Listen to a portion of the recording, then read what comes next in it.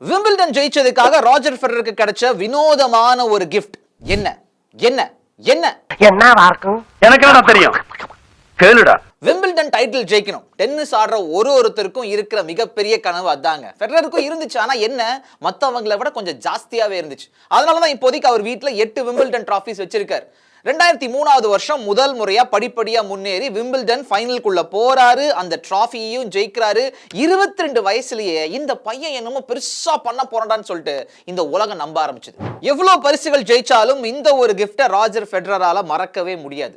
கோடிகள்ல பரிசு தொகை, watch, shoe, clothing brand deals அதெல்லாத்தையும் தாண்டி ஒரு கவ், அதாவது ஒரு மாடு நம்ம ராஜர் ஃபெடரருக்கு பரிசா கிடைச்சது. விம்பிள்டன் ஜெயிச்சிட்டு ஸ்விஸ் ஓபன்ல போய் நிக்கிறாரு நம்ம ராஜர். நம்ம மண்ணின் மைந்தன் நமக்காக விம்பிள்டன் ஜெயிச்சிட்டு வந்திருக்காரு, அவருக்கு நாம மரியாதை பண்ண வேண்டாமா அப்படின்னு சொல்லிட்டு அந்த ஆர்கனைசர்ஸ் அன்பா ஒரு மாடை கொண்டு வந்து நம்ம ராஜர் ஃபெடரர்ட்ட கொடுத்தாங்க, பரிசா வச்சுக்கோங்கன்ட்டு. அவர் அதுக்கு பேர் வச்சது ஜூலியட்னு சொல்லிட்டு. 2013 வருஷம் மறுபடியும் அதே ஸ்விஸ் ஓபன் பக்கம் போறாரு. ஆனா அந்த முறை விம்பிள்டன் தோத்து இருந்தாரு.